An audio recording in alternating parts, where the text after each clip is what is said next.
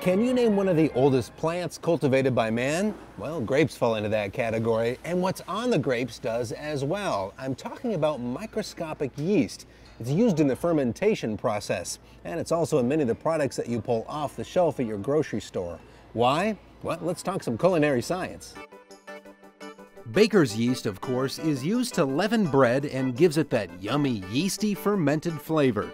Yeast converts the sugars in the dough to carbon dioxide. The carbon dioxide forms bubbles, which causes the dough to expand. Then the baking process sets the bubbles, giving the loaf its soft, spongy texture. Brewer's yeast is the product used to brew beer. As the beer ferments, the yeast digests the sugars, which then become alcohol. There's top fermenting and bottom fermenting brewer's yeast, each imparting a very distinct flavor to the beer.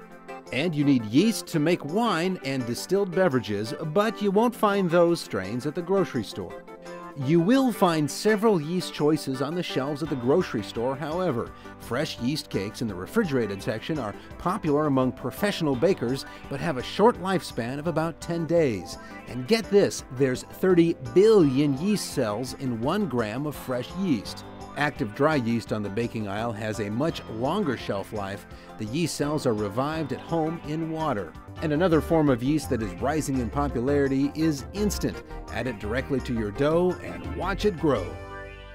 But one of the most recent uses for yeast is actually nutritional yeast. Yeast comes with a lot of proteins, and with amino acids, minerals, and complex B vitamins, nutritional yeast is actually a popular supplement.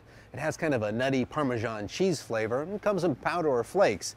Some people think it's just as good for Fido. They'll give it to their pet, put it in their kibble to battle pesky fleas, and get a shinier coat.